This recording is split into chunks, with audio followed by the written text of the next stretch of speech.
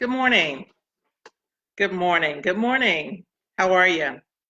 This is Janice Parks, J Parks Consultant, Business Solutions Empowerment Speaker. How are you on this Tuesday?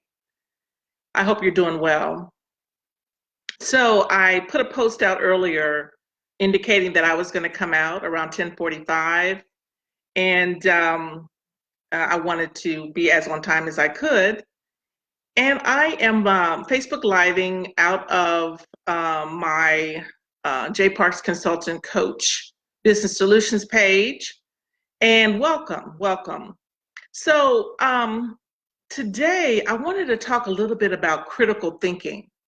And I penned a very informative on-demand type document for folks who are looking to change their organizational mindset as how they go about critical thinking in their business, ministry, individual, everyday life. And so this live video today is all about critical thinking. And I want to take on a traditional perspective also, and I do want to touch on some things as it relates to the traditional business environment, also ministry environment, educational environments as it relates to critical thinking as they go through school and at the level that they understand it. This particular product that I'm offering, it's a little bit of an advanced informational document or service, if you will, because it addresses some really deep thinking about how you go about making decisions, how you go about making change in your organizations, in your corporations, in your 501c3 organizations, no matter what it is, whether it's biblical based or not. However, I do address the whole concept for those particular entities from a biblical background as well. And even if you're not a Christian-based business, this particular product can be used at any level, right?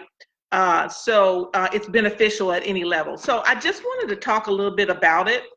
Actually, I created this particular product. It's probably been at least 4 or 5 years ago. And I do have it available, and I'll talk about that a little bit later.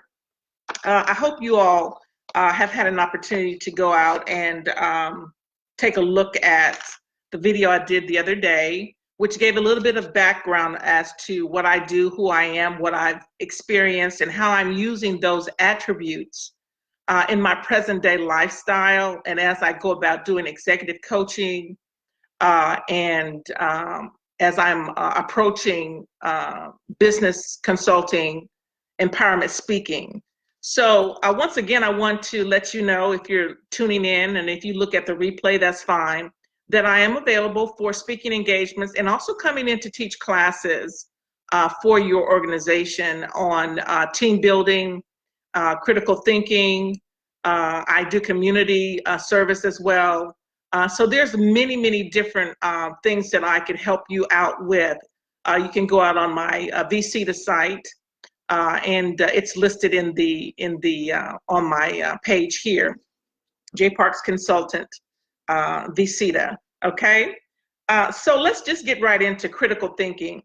I want to talk about how it plays a definite role in strategic planning, because I am a strategist. I believe that when you go about embarking on any type of organizing a business, writing a book, changing aspects of your business, no matter what level you're on, you need to have some idea about strategic planning. And everybody is not a strategic planner. And what I mean by that, sometimes you need someone to come in and assess your overall plan, assess your talent base, who you have working with you, what your goal is, and what you want to do as it relates to moving forward, especially in 2020. and if you've not gotten a strategic plan together, it's not too late. Okay, so critical thinking, first things first. So in this particular product that I have that you'll be able to go out and purchase, and by the way, because we all have busy schedules, and you know, a lot of us are doing several different things, wearing several different hats. It's an on-demand type thing. It's actually in a PowerPoint format, which I felt like that was easier to do, even though PowerPoint, a lot of people don't use that, I guess, maybe anymore, I don't know. But the reason why I put it in that format is because you can go through each stage of the document, and wherever you are focused on for whatever period of time, you can stay with that, you know, and talk about that, and you know, research it within the content of that particular PowerPoint slide, and then you can come back to it, right? And then you can move on. There are 11 key PowerPoint points within the slide, and it's a wealth of information, very intense. So just to give you a little bit of idea of the first nugget that I have, first things first, critical thinking and the culture modification. And the reason why I chose to do that right out the gate is that we must really understand the culture that we operate in, whether it be business, ministry, on a high school level, grade school level, college level, whatever the case may be. You need to understand what culture you have placed yourself in, so that you can better relate to those folks that are within that organization or within your environment, right? If you don't understand the culture of a thing, then you cannot really relate at the level that most of the people are at their understanding, that you are operating with, that you have a relationship with, whether it be just the people in your particular organization, it could be a class. You understand what I'm saying? So what I wrote on this first slide, steps in organizational culture change, leadership.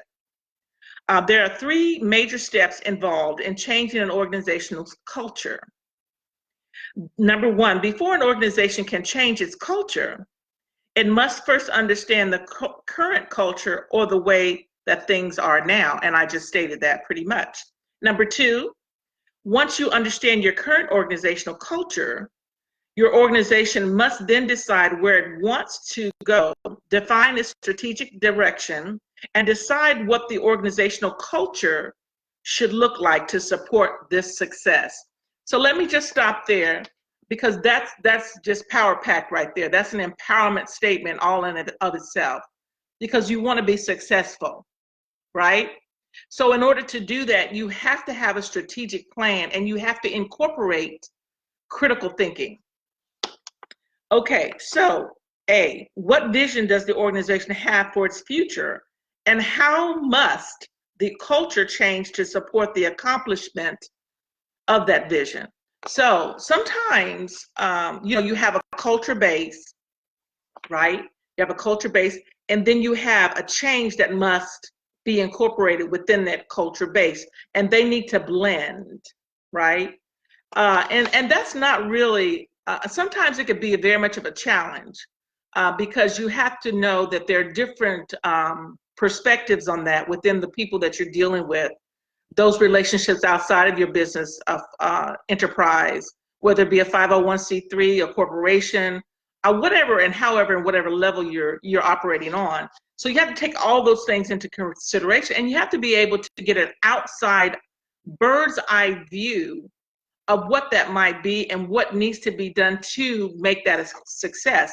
And that's where someone like me comes in. I can come in, assess your business model, look at what you're trying to accomplish, look at your base, your foundation, look at your talent base to see if those individuals are candidates to help you carry that out, because you can't do it by yourself. Okay, so number 3, Finally, the individuals in the organization must decide to change their mindset.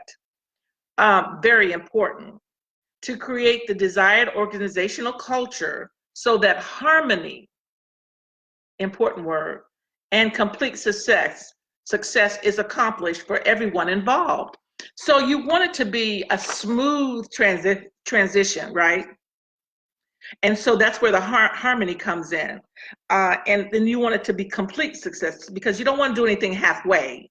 Now, let me touch on that. Complete success. Okay. So for one thing, you can set a goal as to when you want this thing to be done. However, there is a process. And so you can set an onset date as to when you'd like to see this thing accomplished. However, you have to take in consideration all those things I just stated, the individuals that you have on your team, what the vastness of the change is going to be, you know, and then you look at everything involved, and then you go into a strategic plan to make that complete success come into fruition, right? So the other thing is critical thinking and the vision, right? The plan creates an operational cascade so that changes are coordinated throughout the organization, moving towards the desired vision. Wow. There are critical thinking tools for finding the root causes of problems, gaps, you know, and for making decisions to improve processes. In this way, gaps are eliminated and new processes brought into alignment with the new vision. So for the future, the success indicators will be used to monitor subunit results and trigger needed analysis, decisions, and actions. So you want to put into place processes that can be utilized so that the alignment of your new vision will flow, right? So that's very, very important. And then when you put these things in place, everybody has to buy into it so that from the top down, everything flows according to the new plan. Everybody is following what has been put into place and into alignment. So you don't have gaps. You don't have gaps. Okay, you just don't have them. And there is a process put into place so that there is a way to counteract that. You understand? Because problems come up, but when you have a strategic plan in place, you don't have to be concerned about so many different gaps operating within your new vision, right? So one last thing, critical thinking and the vision. Many strategic plans fail or are abandoned. What can be done about that? Well, once the new vision has been established, a plan is developed to realize that vision. We talked about that just a little bit ago. So, but analysis must come first. First things first, right? We started out with that. The plan should enlist individual organizational subunits in understanding their current reality, highlighting the gaps to be eliminated to attain the vision. So critical thinking can target where change is needed. You know, I mean, you don't want to reinvent the wheel, right? You don't need to do that. You absolutely don't need to do that. So when we're talking about critical thinking and as it relates to a new vision, a change in organizational processes, yeah, you just pinpoint where the gaps are, and then you work on those things, enhance your more organized areas, and then just take the gaps and work on those. Excuse me. Key point, just creating a vision and mandating change does not work. I'm going to say that again. Just creating a vision and mandating change does not work. At the lower levels, leaders don't have the knowledge to create the requisite changes and don't know what they don't know. You know, there are reasons for the current reality that must be understood in crafting changes at the essential core of operations. Misdiagnosis. I always say self-diagnosis. Excuse me. It's because a lot of times CEOs, leaders of organizations, they scoff at bringing in consultants. But however, it's a known fact, and it's a statistical, analytical fact, and there's many statistics on it, that when you bring someone in from the outside that can take a look at your organization, no matter what level you're on, startup, mid-level, or whatever level your organization and your business enterprise might be, they come in with a fresh look, a fresh eye, and that's what you want. You want someone that has a fresh eye, a strategic mind, and someone that can cut to the chase, which is going to save you money in the long run. That's very important, because in any day and time, you want your bottom line to be intensified and enhanced. So therefore, you don't want to be spending money that you don't have to spend. That's wasteful, right? So let me start that sentence over again. There are reasons for the current reality that must be understood in crafting changes. At the essential core of operations, misdiagnosis and mandates can make things worse. Wasting time, right? Spending resources, and sapping morale. Okay, let me talk about that a little bit. Sapping morale. You want to make, and that's where I talked about harmony. You want harmony, because you want things to flow easily, right? And even if you're a one-man show, you got to work with people around you. So you want to have a harmony about yourself, about what your plan is, what your goal is, how you go about operating within your entity, whatever it may be. If you're a person that operates with yourself, you are your brand, that's wonderful. But you want to make sure that your brand is living in harmony within itself as well. Because as I stated before on my other video that I did the other day, I would encourage you to go out and look at that. What are you waiting for? Very informational, a lot of key points in that particular video. All of this will make sense. Yeah, you want to be at a place of harmony about what you're doing, because when you're at a place of harmony, when you go out to collaborate with other individuals, other businesses, partners, you come with an attitude of secureness in yourself, and you're able to voice what you bring to the table, and it's a positive thing. Okay, so, and and nobody wants to work with someone who's a sourpuss and doesn't have a positive attitude. So these are the things that also I work with women business owners in my Lioness Principles. We work on things like character, okay, thought patterns, mindsets.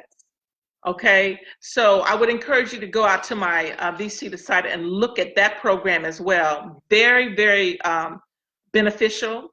It really helps you to know who you are as far as what you need to work on with how you approach people, how you speak, what your tone should be, what your attitude should be, and who you should collaborate with and who you shouldn't.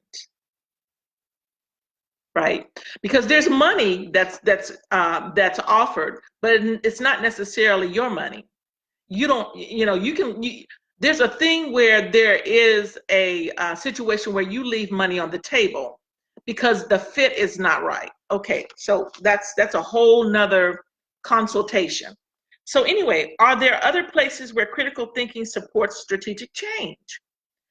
And by the way, if you would please share this video, I would really appreciate it. I think it would help a lot of people within your network. I know it will. Are there other places where critical thinking supports strategic change? A strategic plan must be implemented. It should be planned as a project. The larger project will incorporate many smaller projects that are tied to critical success indicators. And let me expound upon that a little bit, because when I talk about a project, so you have people within your group, so you assign different aspects of the project, different areas of change. that an individual can be in charge of. And then what they do, they spearhead how you go about doing that. And once the overall group, once I come in, or once you, if I should come in and help you with that, or you want to take advantage of the document, the product that I have, and teach this on your own, you could. However, for the long haul, I think you really want someone to come in like me and access your organization or your individual self. We all need self-improvement so that we can be better in whatever it is that we're attempting to do in life, okay? So, yeah, so pretty much that's an overview of critical thinking, first things first.